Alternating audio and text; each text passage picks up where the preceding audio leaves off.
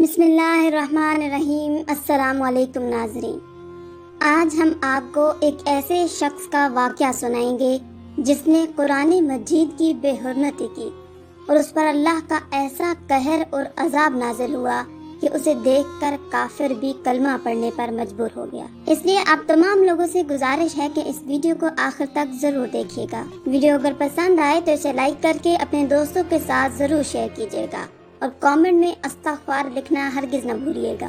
ناظرین، یہ واقعہ ایک گاؤں میں پیش آیا۔ وہاں ایک شخص تھا جس کا نام محمد فضل بخش تھا۔ وہ بہت ہی غریب انسان تھا۔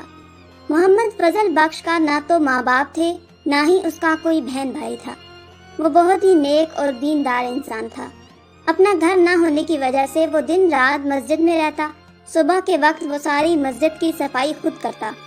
مسجد میں رہنے کی وجہ سے وہ ہر نماز باجماعت ادا کرتا تھا، یہاں تک کہ اس نے کبھی تہجد کی نماز بھی نہیں چھوڑی تھی۔ محلے کا ہر انسان اس کی غریبی سے واقف تھا، اس لیے محلے والے اپنے گھر سے اس کے لیے کھانا بھجوا دیتے تھے۔ بہت سال تک یوں ہی سلسلہ چلتا رہا۔ ایک دن مسجد کے امام نے فضل بخش کو اپنے پاس بلایا اور پوچھا، کیوں نہ میں تمہاری شادی کروا دوں اور تم اپنی بیوی کے ساتھ اپنے گھر میں رہو۔ محمد فضل بخش مسجد امام کی بات سن کر مسکرا دیا اور کہنے لگا، استاد جی، بھلا مجھ غریب کے ساتھ کون شادی کرے گا؟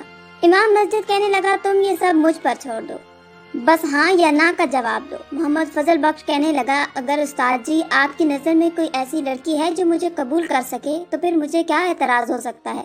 پھر امام مسجد نے بتایا کہ میرے دور کے رشتہ داروں میں ایک لڑکی ہے جو طلاق یافتہ ہے، میں اگلے جمعے تک تمہارا نکاح اس سے ہی کروا دوں گا۔ اس سے پہلے تمہیں یہ کرنا ہوگا کہ کوئی کرائے کے لیے اپنا گھر ڈھونڈ لو جہاں تم دونوں میاں بیوی سکون سے رہ سکو، اور گھر کا کرایہ دینے کی تم بالکل فکر نہ کرنا، وہ سب تم مجھ پر چھوڑ دو۔ محمد فضل بخش نے کرائے کے لیے گھر تو ڈھونڈ لیا، لیکن نکاح کی تیاری کے لیے اس کے پاس کوئی پیسہ نہیں تھا۔ محمد فضل بخش اپنے نکاح سے ایک دن پہلے مسجد امام کے پاس آیا اور کہنے لگا، استاد جی، میں نے کرائے کے لیے مکان تو ڈھونڈ لیا ہے، لیکن میرے پاس نکاح کے اخراجات کے لیے کچھ بھی نہیں ہے۔ اس کے ساتھ کہا کہ بیٹا تم فکر نہ کرو، تم بس صبح نکاح کے لیے تیار رہنا۔ جیسے ہی صبح جمعہ کا سورج نکلا، مولوی صاحب نے مسجد میں اعلان کروا دیا، اگر کسی کے پاس کوئی بھی چیز اللہ کی راہ میں دینے کے لیے ہے تو وہ آ کر مسجد میں دے جائے، بے شک کپڑے ہوں، برتن ہوں یا پیسے ہوں۔ بہت سے لوگ اپنے گھروں سے سامان اٹھا کر مسجد میں لے آئے۔ سارا سامان اٹھوا کر محمد فضل بخش کے گھر بھجوا دیا گیا۔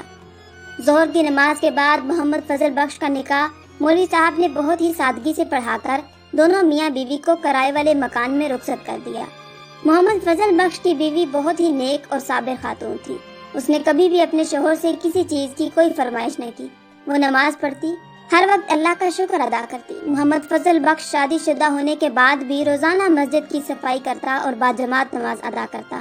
مسجد کی صفائی کرنے کے بعد وہ روزانہ گھر سے کام کے لیے نکل جاتا اور اس کی بیوی پیچھے سے ہر وقت اپنے اللہ سے دعائیں کرتی، اے اللہ، میرے شوہر کے لیے کوئی وسیلہ بنا دے اور اسے کوئی کام کاج مل جائے۔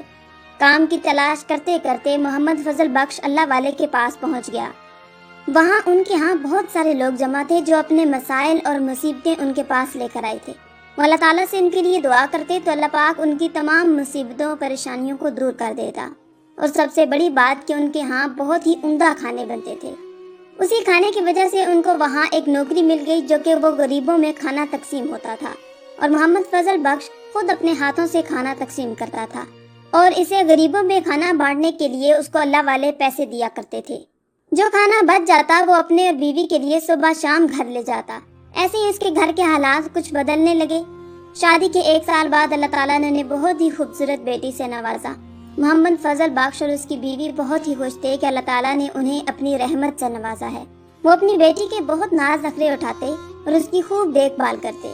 بیٹی کے 1 سال گزر جانے کے بعد اللہ پاک نے انہیں پھر دوسری بیٹی سے نوازا۔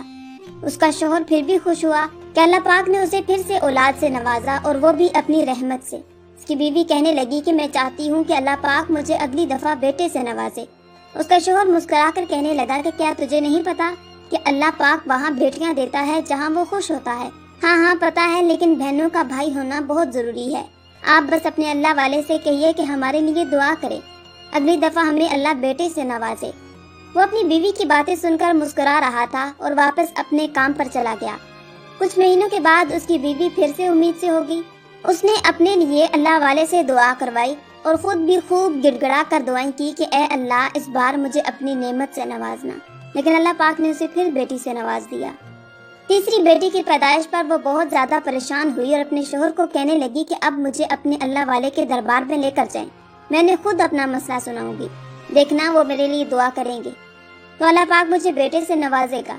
اس کا شوہر کہنے لگا نہیں، آپ گھر پر بیٹھ کر دعا کرو، میں خود تمہارا مسئلہ ان کو سنا دوں گا۔ جب 1 سال گزرا تو اللہ پاک نے انہیں پھر چوتھی بیٹی سے نواز دیا۔ چوتھی بیٹی کی پیدائش پر اس کی بیوی اپنے شوہر کے سامنے بہت روئی، کہنے لگی ہمارے گھر میں پہلے ہی غریبی ہے، اللہ پاک نہ جانے ہمیں کیوں بیٹیاں دے رہا ہے۔ اس کا شوہر کہنے لگا کہ تم خود اللہ کی بہت شکر گزار بندی ہو، تمہارے منہ سے ایسی باتیں اچھی نہیں لگتی، تم خود تو کہتی ہو کہ اللہ پاک بیٹیاں جہاں پیدا کرتا ہے وہاں ان کا رزق بھی بھیجتا ہے، پھر بھی میں ماں ہوں، میرا دل چاہتا ہے کہ اللہ مجھے بیٹے سے نوازے۔ 1 سال گزرنے کے بعد اللہ پاک نے اسے پھر بیٹی سے نواز دیا۔ 5ویں بیٹی کے پیدائش پر وہ بہت روئی، اللہ کے سامنے گڑ گڑائی کہ اے اللہ میں تیری ناشکری نہیں کر رہی، تیرے ہر فیصلے سے راضی ہوں، لیکن بہنوں کا بھائی ہونا بہت ضروری ہے، تجھے تیرے محبوب کا واسطہ، بی بی فاطمہ کا واسطہ مجھے بیٹے سے نواز دے۔ اس نے اللہ تعالیٰ کے سامنے بہت منتیں مانگی، روئی گڑ گڑائی، اے اللہ اگر اس بار تو مجھے بیٹا دے گا میں اتنے نوافل ادا کروں گی، اتنے روزے رکھوں گی، فلاں فلاں۔ وہ اپنے شوہر کے ساتھ اس اللہ والے کے پاس چلی گئی اور خوب رو کر گڑ گڑائی کہ آپ تو اللہ کے ولی ہیں، اللہ پاک سے دعا کریں تو آپ کی دعا ضرور قبول ہوتی ہے، میرے لیے ایک دفعہ ہاتھ اٹھا کر دعا تو کر دیں، اللہ پاک ہمیں بیٹے سے نواز دے۔ نہ جانے اللہ پاک کو کیا منظور تھا، اللہ پاک نے اسے پھر بیٹی سے نواز دیا۔ دعائیں مانگتے مانگتے اس کو 10 سال گزر گئے، حتیٰ کہ اس کی 7 بیٹیاں پیدا ہو گئیں۔ 7ویں بیٹی کی پیدائش پر تو اس کے شوہر کی آنکھوں میں بھی آنسو آ گئے۔ آنکھوں میں آنسو لیے اس نے آسمان کی طرف دیکھا اور اللہ کا شکر ادا کیا، یا اللہ تیرے ہر کام میں کوئی نہ کوئی بہتری ہے، یا اللہ میں نے تو اس سے کبھی کوئی شکوہ شکایت نہیں کیا، کیونکہ تو رحمان ہے اور رحیم ہے، بن کہے ہی سمجھ جاتا ہے۔ میرا نہ تو کوئی بھائی ہے نہ باپ ہے، اگر میرا خود کا بیٹا نہ ہوا تو میں کیسے جی پاؤں گا؟ بیٹے تو باپ کے بازو ہوتے ہیں۔ اللہ کے سامنے اس قدر رویا، گڑ گڑایا، اسے دیکھ کر اس کی چھوٹی بیٹیاں بھی رونے لگی اور اپنے چھوٹے چھوٹے ہاتھ اٹھا کر دعا کرنے لگی، اے اللہ ہم بہنوں کو بھی کھیلنے کے لیے بھائی چاہیے۔ اس کے بعد اس کا شوہر صبح کھانا کھا کر اللہ والے کے دربار پر جب گیا، جیسے ہی اس کی چھٹی ہوئی تو وہ دربار پر بیٹھ گیا۔ جیسے ہی اس کے دربار سے لوگوں کا رش کم ہوا، محمد فضل بخش اللہ والے کے پاس چلا گیا، پوچھنے لگا اے اللہ کے ولی تیرے پاس بہت دور دور سے لوگ اپنی پریشانیاں لے کر آتے ہیں، کیا ان کی پریشانیاں دور ہوتی ہیں، ان کی مرادیں پوری ہوتی ہیں؟ اللہ والے کہنے لگے بیٹا تمہارے سامنے ہی صبح سے لے کر شام تک لوگ دعائیں کرتے ہیں تو اللہ پاک ان کی دعائیں ضرور قبول فرماتا ہے، ان کی مرادیں ضرور پوری ہوتی ہیں، تبھی تو لوگ دور دور سے آ کر یہاں پر دعائیں کرواتے ہیں، اور میں تو اللہ کا گنہگار بندہ ہوں، اس کی صرف عبادت کرتا ہوں، اللہ تعالیٰ میری دعا قبول کر لیتا ہے تو میں اللہ کا شکر ادا کرتا ہوں۔ اتنا سننا تھا کہ محمد فضل بخش کہنے لگا مجھے تو 10 سال ہو گئے آپ کے پاس کام کرتے ہوئے اور آپ سے ایک ہی دعا کروا رہا ہوں کہ اللہ تعالیٰ مجھے بیٹے سے نواز دے، لیکن میں ابھی تک بیٹے کی نعمت سے محروم ہوں۔ اللہ والے کہنے لگے کہ بیٹا تجھے اس بار اللہ پاک ضرور بیٹے سے نوازے گا، لیکن تجھے کچھ کام کرنا ہوگا اور اس کام کو کرنا بہت ضروری ہے۔ جب اللہ راضی ہوتا ہے تو دل و جان سے اس سے جو مانگے گا وہ تجھ کو ضرور دے گا۔ اللہ والے نے کہا کہ تم کو قرآن مجید کی حفاظت کرنی ہوگی، جس کی حفاظت کا ذمہ اللہ نے خود لیا ہے۔ آپ کو اللہ اگلے سال ہی خوبصورت بیٹے سے نوازے گا۔ محمد فضل بخش اللہ والے کی باتیں سن کر کہنے لگا الحمدللہ ہم قرآن مجید کی بہت حفاظت کرتے ہیں اور اس کتاب کی صبح شام تلاوت کرتے ہیں۔ اللہ والے محمد فضل بخش کی بات سن کر مسکرائے اور کہنے لگے بیٹا میں جانتا ہوں تم قرآن مجید کی حفاظت کرتے ہو، صبح شام اس کی تلاوت بھی کرتے ہو، جو کہ ہر مسلمان کرتا ہے، لیکن حفاظت کس طرح کرنی ہے وہ تجھے میں بتاؤں گا۔ اگر تم میرے کیے پر پورا اترو گے تو میرا تم سے وعدہ ہے اللہ پاک تمہیں اگلے سال چاند جیسے بیٹے سے نوازے گا اور دنیا کی ہر نعمت سے مالا مال کر دے گا۔ اس کے لیے تمہیں 1 سال کے لیے میرے دربار سے چھٹی کرنی پڑے گی اور گاؤں کے باہر ایک ویران بستی میں ایک بہت بڑا گڑھا کھودنا ہوگا۔ صبح سے لے کر شام تک لوگوں کے دروازے کھٹکھٹا کر پوچھنا ہوگا کہ اگر آپ کے گھر میں کوئی شہید سپارے پڑے ہوئے ہیں جن کی لوگ بے حرمتی کر دیتے ہیں اگر کوئی سپارہ شہید ہو جاتا ہے، قرآن پاک شہید ہو جاتا ہے، تو اس کو جہاں مرضی پھینک دیتے ہیں یا اس کو ایسی جگہ پر رکھ دیتے ہیں جہاں اس کی بے حرمتی ہوتی رہتی ہے۔ تم لوگوں کے گھروں پر جا کر ان سے پوچھنا کہ آپ کے گھر میں کسی قسم کا کوئی پارہ یا قرآن مجید شہید پارے ہیں تو آپ مجھے دے دو۔ وہ سب اکٹھے کرنے کے بعد اس گڑھے میں کھود کر ان کو دفن کر دینا اور قرآن پاک کی بے حرمتی نہ ہونے دینا۔ اس نے اللہ والے کے کہنے پر گاؤں کے باہر کسی ویران بستی میں ایک گھڑا نکالنا شروع کر دیا، جو کہ 2 دن میں مکمل ہو گیا۔ اس کے بعد اس نے لوگوں کے گھر جا کر شہید سپارے اور قرآن مجید مانگنا شروع کر دیے۔ صبح سے لے کر شام تک وہ اسی کام میں مصروف رہتا۔ لوگوں کے گھروں کے علاوہ وہ محلے کی گلیوں اور کچرے کے گندے ڈھیروں میں سے بھی اللہ کے نام یا دینی اسلام کی کتابوں کے صفحے نکالتا، پھر ان کو صاف پانی سے دھوتا۔ سارا کچھ اکٹھا کر کے وہ اسی گڑھے میں ڈال دیتا، یہاں تک کہ اس کے آس پاس جتنے بھی گاؤں تھے سب گاؤں میں وہ جاتا اور سب سپارے، قرآن مجید، جائے نماز، ریلیں اور دینی اسلامی کتابوں کے صفحے، یہاں تک کہ جو کچھ بھی ہوتا سب کچھ اکٹھا کر کے لے آتا اور شام کو اسی گھڑے میں ڈال دیتا۔ یہ کام کرتے کرتے جب اسے 1 سال گزر گیا، اللہ پاک نے اسے 2 جڑواں بیٹوں سے نوازا۔ جب اس کے 2 جڑواں بیٹے ہوئے تو اس کی خوشی کی کوئی انتہا نہ رہی۔ یہ خوشی کی خبر سنانے کے لیے وہ سب سے پہلے اللہ والے کے دربار گیا اور جاتے ہی اس کے قدموں میں گڑ گڑا کر خوشی سے رونا شروع کر دیا۔ اللہ والے کو پہلے تو یہی لگا شاید اللہ پاک نے اسے پھر سے بیٹی سے نواز دیا ہے، اس لیے یہ زاروں قطار رو رہا ہے۔ اتنے میں وہ بول پڑا، آج آپ کی دعاؤں سے اللہ پاک نے مجھے 2 جوڑواں بیٹوں سے نوازا ہے، جس کا نام میں نے قاسم اور عاصم رکھا ہے۔ بھلے ہی میں بہت غریب ہوں، پھر بھی آپ کو جو مانگنا ہے مجھ سے مانگیے، میں آپ کی ہر خواہش کو پورا کروں گا۔ اس کی باتیں سن کر وہ مسکرائے اور کہنے لگے، ہم بزرگوں کو دنیا کی کسی چیز کا کوئی واسطہ نہیں، سوائے اللہ اور اس کے رسول کے اور اس کی عبادت کے، ہم اسی میں خوش ہیں۔ میں تمہیں بس ایک نصیحت کروں گا، تم کبھی بھی یہ کام مت چھوڑنا اور آگے اپنے بیٹوں سے بھی یہ کام لازمی کروانا، باقی کے سب کام تم اللہ پر چھوڑ دو۔ اللہ والے کی باتیں سن کر وہ اپنے گھر آیا۔ اس نے دیکھا اس کی بیوی اور بیٹیوں کے چہروں پر خوشیاں جھلک رہی تھی۔ اس نے گھر آ کر اپنی بیوی سے کہا کہ اللہ نے مجھے آج زندگی کی سب سے بڑی خوشی سے نوازا ہے، اس لیے میں چاہتا ہوں کہ اس خوشی میں کوئی انوکھا کام کروں جس سے میرا اللہ اور دنیا والے دونوں خوش ہو جائیں۔ اس کی بیوی پہلے تو سمجھے شاید کوئی لوازمات بنا کر لوگوں میں تقسیم ہوں گے یا کوئی چیز بن کر اللہ کی راہ میں تقسیم ہوگی۔ بیوی کہنے لگی کہ ایسا کون سا انوکھا کام کریں گے جسے اللہ اور دنیا والے دونوں خوش ہو جائیں۔ اس نے کہا کہ میں چاہتا ہوں گاؤں میں جتنے بھی گھر ہیں سبھی کے گھروں میں ایک قرآن مجید دے کر آؤں، کیونکہ اسی قرآن مجید کی بدولت سے اللہ نے مجھے اتنی بڑی نعمت سے نوازا ہے۔ اس کی بیوی اپنے شوہر کی بات سن کر بہت خوش ہوئی اور کہنے لگی، ہاں ہاں، اس سے ہمارا اللہ اور دنیا والے سارے بہت خوش ہوں گے۔ اس سے اگلے ہی دن اس نے اپنے گھر پر قرآن مجید منگوائے اور گاؤں کے سبھی گھروں میں بانٹ دیے۔ اس کا یہ کارنامہ سبھی گاؤں والوں کو بہت پسند آیا۔ سبھی لوگوں نے قرآن مجید کو بڑے پیار اور محبت سے قبول کیا۔ اس کے بیٹے جیسے ہی 7 سال کے ہوئے تو اس نے اپنے بیٹوں کو بھی قرآن مجید حفظ کرنے کے لیے مدرسے میں داخل کروا دیا اور اپنی بیٹیوں کو بھی دینی اور دنیاوی تعلیم دونوں سکھائیں۔ محمد فضل بخش کو قرآن مجید کی حفاظت کرتے کرتے تقریباً 20 سال گزر گئے۔ 20 سال گزرنے کے بعد اس نے اپنی ساری بیٹیوں کی نیک اور شریف گھرانے میں شادیاں کر دی۔ اس نے اللہ کا خوب شکر ادا کیا کہ میری بیٹیاں عزت سے اپنے گھروں میں چلی گئیں۔ اس کے دونوں بیٹے حافظ قرآن بن گئے۔ ایک بیٹے نے اپنے گاؤں میں ہی چھوٹا سا مدرسہ بنا کر وہاں گاؤں کے سبھی لڑکوں کو قرآن مجید کی تعلیم دیتا۔ دوسرا بیٹا قاسم اپنے باپ کے ساتھ قرآن مجید کی حفاظت کے لیے مشغول رہتا۔ ایک دن قاسم نے اپنے باپ سے کہا کہ بابا جان، میں چاہتا ہوں بیرون ملک جا کر خوب محنت کروں اور خوب پیسہ کماؤں اور اس پیسے سے اپنے بھائی کے لیے بہت بڑا مدرسہ بناؤں جہاں پر دوسرے گاؤں کے لوگ آ کر یہاں تعلیم حاصل کریں۔ اس کا باپ کہنے لگا کہ بیٹا، میں نے تجھے بہت ہی منتوں اور مرادوں سے اللہ سے مانگا ہے، اس لیے میں نہیں چاہتا کہ میں اپنے بیٹے کو کبھی بھی اپنی آنکھوں سے دور کروں۔ اللہ نے مجھے جتنا دیا ہے میں اسی پر شکر گزار ہوں۔ بیٹا کہنے لگا کہ بابا جان، جسے اتنی منتیں اور دعاؤں سے مجھے مانگا ہے، پھر اسی پر بھروسہ کر کے مجھے بیرون ملک جانے کی اجازت دے دیں۔ یہاں کا کام آپ اور عاصم بھائی سنبھال لیں گے، میری فکر مت کرنا۔ اچھا بیٹا، ٹھیک ہے، جیسے تمہاری مرضی۔ یہ کہہ کر محمد فضل بخش خاموش ہو گیا۔ لیکن تم بیرون ملک جاؤ گے کیسے؟ بابا جان، آپ اس کی فکر مجھ پر چھوڑ دیں، میں اکیلا نہیں بلکہ گاؤں کے اور بھی 3-4 لڑکے میرے ساتھ جا رہے ہیں۔ تقریباً 1 مہینے تک قاسم نے بیرون ملک جانے کی مکمل تیاری کر لی۔ جیسے جیسے قاسم کا بیرون ملک جانے کا وقت قریب آ رہا تھا، اس کے ماں باپ اداس رہنے لگے، کیونکہ 2 دن بعد اس نے جانا تھا۔ ماں ہر وقت اپنے بیٹے کے لیے دعائیں کرتی کہ اے اللہ میرے بیٹے کو اپنی حفظ و امان میں رکھنا۔ محمد فضل بخش خود تو پریشان ہوتا لیکن اپنی بیوی کے سامنے دلیری سے کہتا، اللہ نے ہمیں 2 شیروں سے نوازا ہے، اس لیے اللہ پر بھروسہ رکھو اور سب کچھ اسی پر چھوڑ دو۔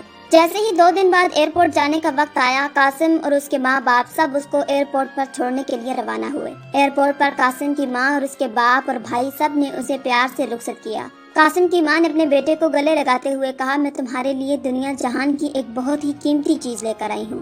خوبصورت غلاف میں لپٹا ہوا قرآن مجید تھا۔ اس نے اپنے بیٹے کے ہاتھ میں تھما دیا، بولی بیٹا جب بھی تمہارے اوپر کوئی مشکل آئے دیکھو اسے کھول کر پڑھ لینا اور اپنے اللہ کو یاد کرنا۔ بیٹا مسکرا کر کہنے لگا، اماں جان آپ کو تو پتا ہے میں حافظ قرآن ہوں، میرے سینے میں مکمل قرآن پاک چھپا ہوا ہے۔ بے شک بیٹا تم حافظ قرآن ہو مجھے پتا ہے، لیکن پھر بھی میں چاہتی ہوں تم اسے اپنے ساتھ لے کر جاؤ اور اسے وہاں جا کر لازمی پڑھنا، دوسروں کو بھی پڑھانا۔ بیٹے نے ماں کے ہاتھوں سے قرآن پاک لیا اور بیگ پکڑا اور اپنے دوستوں کے ساتھ جا کر فلائٹ پر بیٹھ گیا۔ 2 دن کے بعد فلائٹ اٹلی میں پہنچ گئی۔ قاسم اور اس کے دوستوں کو کام ڈھونڈنے کے لیے بہت زیادہ پریشان نہیں ہونا پڑا۔ بہت ہی جلد اٹلی میں ان کو کرنے کے لیے کام اور رہنے کے لیے جگہ مل گئی، لیکن مسئلہ یہ تھا کہ جس فیکٹری میں قاسم اور اس کے دوست کام کرتے تھے وہاں کا باس ایک غیر مسلم انسان تھا۔ وہاں ہندو، مسلم اور غیر مسلم سب مل جل کر کام کرتے تھے۔ اس فیکٹری کا مالک بہت ہی امیر اور اونچے خاندان کا لڑکا تھا۔ اس نے اپنی فیکٹری میں 1 لاکھ سے زیادہ ملازم رکھے ہوئے تھے جو اس کے پیچھے اس کی فیکٹری میں کام کرتے تھے۔ اس نے اپنی فیکٹری میں جگہ جگہ کیمرے لگوائے ہوئے تھے تاکہ اس سے کوئی بھی کام چھپ نہ سکے۔ وہ 24 گھنٹے اپنے ملازموں پر نظر رکھتا تھا کیونکہ ہر چیز اس کے کیمرے میں ریکارڈ ہو جاتی تھی۔ اس کا باس اپنے اصولوں کا بہت پکا اور سخت تھا۔ اگر کوئی بھی ملازم اس کے اصول سے پیچھے ہٹتا، اس کے حکم کی خلاف ورزی کرتا تو وہ ان کی آدھی سیلری کم کر دیتا۔ اتوار والے دن کے علاوہ ملازم اس کی فیکٹری میں دن رات کام کرتے۔ جو ملازم رات کو 12 گھنٹے ڈیوٹی کرتے تھے وہ پھر صبح 12 گھنٹے سکون کرتے اور صبح والے ملازم رات 12 گھنٹے کام کرتے۔ قاسم اور اس کے ساتھ والے دوست صبح کے وقت فیکٹری میں کام کرتے تھے۔ قاسم اپنے کام کے ساتھ ساتھ 5 وقت باجماعت نماز ادا کرتا۔ قاسم صبح کام پر جانے سے پہلے 2 گھنٹے پہلے اٹھ جاتا۔ وہ ان 2 گھنٹوں میں روزانہ اونچی آواز میں قرآن مجید کی ایک منزل تلاوت کیا کرتا تھا۔ اس کی تلاوت کرنے کی وجہ سے جتنے بھی مسلمان ملازم تھے وہاں پر کام کرتے تھے سب اس سے بہت خوش ہوتے، کیونکہ اللہ تعالیٰ نے اسے ایسی آواز اور خوبصورتی دی تھی کہ جب بھی وہ قرآن مجید کی تلاوت کرتا اس کی آواز اور بھی خوبصورت ہو جاتی۔ ہر مسلمان بھائی اس کی توجہ سے تلاوت سنتے تھے، یہاں تک کہ غیر مسلم ملازموں کو بھی اس کی آواز اپنی طرف کھینچ کر لے آتی۔ قرآن مجید کی تلاوت کے بعد قاسم وہاں پر بیٹھے پاس سارے ملازموں کو دین اسلام کا درس دیتا۔ اس کے ساتھ رہنے والے لڑکوں کے دلوں میں قاسم کی باتیں اثر کرنے لگی۔ جیسے جیسے ہی اذان ہوتی قاسم فیکٹری کے سارے کام چھوڑ کر نماز کے لیے چلا جاتا اور جاتے وقت دوسرے لڑکوں کو بھی نماز کی دعوت دیتا۔ قاسم کو دیکھ کر اور بھی لڑکے نماز پڑھنے کے لیے اس کے ساتھ چلے جاتے۔ جب یہ بات فیکٹری کے باس کو پتہ چلی تو اس نے قاسم کو پاس بلا کر کہا، تجھے میرے اصولوں کا پتہ ہے، میں نے کبھی بھی اپنے حکم کی خلاف ورزی کسی کو کرنے نہیں دی۔ تم صبح بھی کام کے لیے لیٹ جاتے ہو، تمہاری وجہ سے دوسرے لڑکے بھی تم کو دیکھ کر لیٹ ہو جاتے ہیں، اوپر سے تم ہر کام چھوڑ چھاڑ کر نماز کے لیے چلے جاتے ہو۔ میں اس مہینے تو تجھے تمہاری سیلری دے دوں گا، لیکن اگلے مہینے بھی تمہارا سلسلہ یوں ہی چلتا رہا تو میں تمہاری سیلری آدھی کر دوں گا۔ قاسم اپنے باس کی باتیں چپ چاپ سنتا رہا، بنا کسی بات کا جواب دیے وہ باہر آ گیا۔ باس کی باتوں کا قاسم کے رویے پر کوئی فرق نہ پڑا۔ وہ بالکل پہلے کی طرح صبح کام جانے سے پہلے 2 گھنٹے پہلے اٹھتا، روزانہ قرآن پاک کی تلاوت کرتا، اس کے کمرے میں جتنے بھی لڑکے تھے سب کو دین کی دعوت دیتا، نماز کے وقت فوراً ہر کام چھوڑ کر نماز ادا کرتا۔ جب فیکٹری کے باس کو یہ بات پتہ چلی کہ قاسم کے اوپر میری باتوں کا کوئی اثر نہیں ہوا، وہ غصے سے آیا۔ اس نے اگلے مہینے اس کی آدھی سیلری کم کر دی۔ باس نے سوچا اب تو اس کی عقل ٹھکانے آئے گی، دیکھتا ہوں کہ کتنی نمازیں اور قرآن پڑھتا ہے۔ جب قاسم کو پتہ چلا کہ میری آدھی سیلری باس نے کم کر دی ہے، اس کے کان پر جوں تک نہ ریگی۔ وہ پہلے کی طرح کام کرتا، ہر وقت نماز پڑھتا، بلکہ اس کا اثر باقی فیکٹری کے لوگوں پر بھی ہونا شروع ہو گیا۔ وہاں پر جتنے بھی مسلمان لڑکے تھے قاسم کو دیکھتے ہی فوراً کام چھوڑ کر اس کے ساتھ نماز پڑھنے کے لیے چلے جاتے۔ جب یہ بات فیکٹری کے باس کو پتہ چلی تو اسے مزید غصہ آیا۔ اس نے باقی تمام لڑکوں کو بھی اپنے ساتھ خراب کر دیا ہے۔ تو باس نے قاسم کے ساتھ والے سارے لڑکوں کو اپنے پاس سختی سے بلایا اور کہا، مجھے لگتا ہے مجھے اب تم سب کی سیلری بند کرنی پڑے گی، تبھی تم لوگ سدھرو گے اور کام کو کام سمجھو گے۔ قاسم کے ساتھ والے سبھی لڑکے اپنے باس سے کہنے لگے، باس ہمارے اوپر ایسا ظلم مت کرنا، اگر آپ کہتے ہیں کہ ہم کام چھوڑ کر نماز کے لیے نہیں جائیں تو ہم نہیں جائیں گے، لیکن ہمیں ہماری سیلری پوری چاہیے۔ قاسم ان سب کی باتیں چپ چاپ سنتا رہا۔ تبھی باس نے قاسم سے پوچھا، ہاں بھائی تمہارا اس بارے میں کیا خیال ہے؟ قاسم نے نرمی والے لہجے سے اپنے باس کو کہا، آپ بے شک میری آدھی سیلری کم کر دیں، لیکن میں کبھی بھی اپنے کام کے لیے نماز اور قرآن مجید کی تلاوت کرنا نہیں چھوڑ سکتا، کیونکہ یہ تو آپ کا اصول ہے، جو اپنا کام چھوڑ کر کسی دوسرے کام کے لیے جاتا ہے تو آپ آدھی سیلری دیتے ہیں، لیکن یہ ہمارا بھی اصول ہے، جو اللہ کے حکم کی خلاف ورزی کرتا ہے تو ہمارے اللہ کی بھی اس انسان کے لیے بہت سخت سزا ہے، معاف کرنا آپ، میں کبھی بھی یہ کام نہیں کر سکتا۔ باس کہنے لگا، مجھے تو یہ ہے کہ میں تمہیں آدھی سیلری اب دے رہا ہوں، اسی وجہ سے اب تم نماز کے لیے اپنا کام چھوڑ کر نہیں جاؤ گے، لیکن تم تو بہت ڈھیٹ قسم کے انسان ہو۔ باس، مجھے آپ کی آدھی سیلری منظور ہے، لیکن نماز چھوڑنا کبھی بھی منظور نہیں۔ باس نے سخت لہجے سے کہا، اچھا ٹھیک ہے، میں بھی دیکھتا ہوں تم کب تک اپنے اللہ کے حکم کی خلاف ورزی نہیں کرتے، ایک نہ ایک دن تو تم یہ کام ضرور چھوڑ دو گے۔ قاسم کی باتوں کو پاس والے کھڑے لڑکے سن کر بہت زیادہ شرمندہ ہوئے۔ انہوں نے بھی اپنے دل میں ایک بات ٹھان لی کہ اب چاہے دنیا ادھر کی ادھر ہو جائے، ہم بھی قاسم کے ساتھ نماز پڑھنے کے لیے ضرور چلیں گے۔ اگلے دن جب قاسم نماز پڑھنے کے لیے جانے لگا، اس کے ساتھ پہلے سے بھی زیادہ لڑکے جانے کے لیے تیار ہو گئے۔ جب اس بات کا قاسم کے باس کو پتہ چلا، اس نے کچھ نہ کہا، بس ان سبھی لڑکوں کو آدھی سیلری کم کر دی۔ اتوار والے دن فیکٹری سے جب سب لڑکوں کو چھٹی ہوتی تو قاسم وہاں سب لڑکوں کو اکٹھا کر کے اپنے نبی پاک کی سنتیں بتاتا۔ وہاں پر فیکٹری میں 2-3 لڑکے ایسے تھے جو غیر مسلم تھے، ان کو قاسم کی باتیں بہت اچھی لگتی تھی، وہ قاسم کی ہر بات پر عمل بھی کرتے۔ قاسم صبح جب بھی قرآن مجید کی تلاوت کرتا تو وہ غیر مسلم لڑکے اس کی تلاوت کو بڑی خاموشی اور توجہ سے سنتے۔ ایک دن ان لڑکوں نے قاسم سے ڈرتے ڈرتے کہا، کیا تم ہمیں اپنا قرآن مجید پڑھانا سکھاؤ گے؟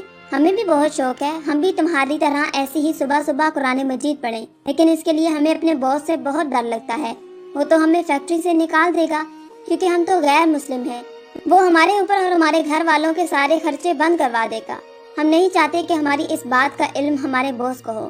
قاسم نے کہا کہ دیکھو بھائی، آپ کو اللہ کے سوا کسی سے ڈرنے کی ضرورت نہیں، اور ہمیں اسی پر بھروسہ کرنا چاہیے، ساری دنیا کا نظام وہی چلا رہا ہے، لیکن اگر آپ کو پھر بھی اپنے باس سے اتنا ڈر لگتا ہے تو میں اس بات کا ذکر کسی سے نہیں کروں گا، میں تم لڑکوں کو ضرور قرآن مجید پڑھنا سکھاؤں گا۔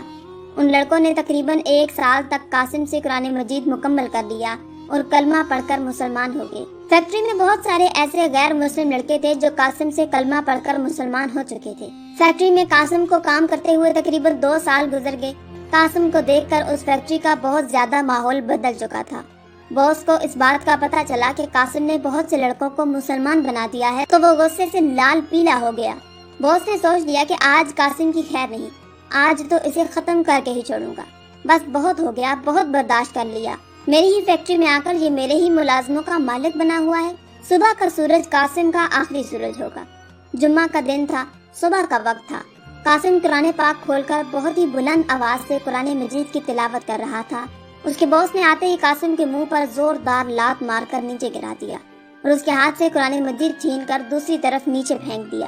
قاسم نے قرآن مجید کی تلاوت کرنا پھر بھی نہ چھوڑی، کیونکہ اسے تو قرآن پاک مکمل زبانی یاد تھا۔ اس کے باس کو اتنا غصہ آیا کہ اس نے اپنے پاس کھڑے ملازم کو کہا کہ جاؤ جلدی سے مارچس لے کر آؤ، آج میں ابھی اسی وقت اس کے سامنے اس کے قرآن پاک کو جلاؤں گا، اب میں دیکھتا ہوں کہ یہ کیا کرتا ہے اور اس کا اللہ کیا کرتا ہے۔ قاسم یہ بات سن کر بہت رویا اور روتے روتے اللہ سے فریاد کرنے لگا کہ اے اللہ، بے شک اس کتاب کی حفاظت کا ذمہ اپنے سر لیا ہے، یہ خود کو بہت بڑا باس سمجھتا ہے، آج تو اسے اپنی طاقت دکھا دے۔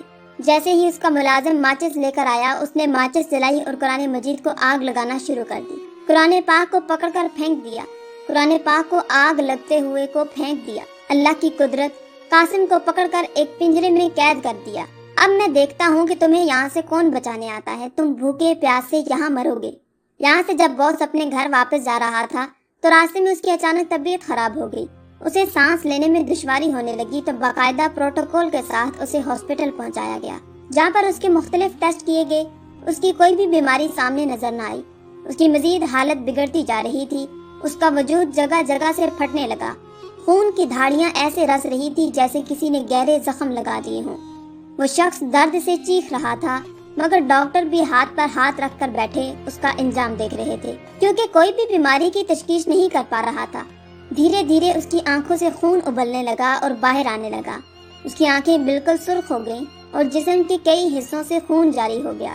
وہ درد سے اس قدر چیختا چلاتا پورا ہاسپٹل سر پر اٹھا لیتا، مگر اس پر تو خدا کا عذاب نازل ہو رہا تھا۔ کئی لوگ اس کے قریب گئے اور کہا کہ تم اپنے گناہوں کی معافی اللہ سے مانگ لو، وہ تمہیں معاف کر دے گا۔ تم نے جو گستاخی کی ہے وہ انتہائی سنگین ہے، یہ اسی کا عذاب تم پر نازل ہو رہا ہے۔ مگر اس غیر مسلم باس نے کسی کی بات نہ مانی۔ دیکھتے ہی دیکھتے اس کے وجود سے لگے زخموں سے عجیب سیاہ مادہ بہنے لگا، جس کی اس قدر گندی بدبو تھی کہ ڈاکٹر بھی پاس جانے سے کراہت محسوس کرنے لگے۔ یہ خبر جیسے ہی فیکٹری میں اس کے ملازموں اور وہاں کے باقی لوگوں کو پتہ چلی تو لوگ اس سے مزید نفرت کرنے لگے۔ اس کی حالت مزید تشویشناک ہوتی گئی۔ وہ پل پل موت کے لیے تڑپتا رہا۔ اس نے ڈاکٹروں کو یہ تک بول دیا کہ مجھے زہر کا ایک بار انجیکشن لگا کر مار دیا جائے، میں پل پل والی موت برداشت نہیں کر پا رہا۔ مگر ڈاکٹر پوری کوشش کر کے اسے بچانے میں لگے ہوئے تھے۔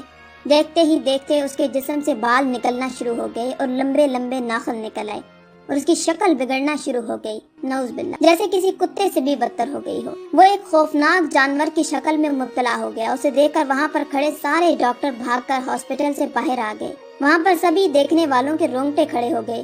دیکھنے والے کانوں پر ہاتھ لگانے پر مجبور ہو گئے۔ سب کے لبوں پر استغفار کی تسبیح بلند ہونے لگی۔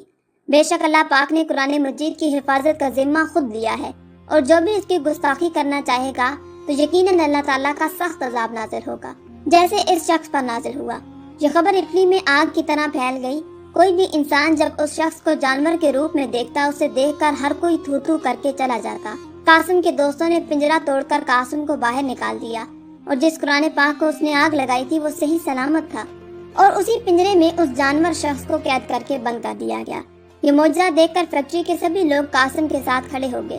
وہاں پر سبھی غیر مسلم لوگ یہ معجزہ دیکھ کر مسلمان ہو گئے۔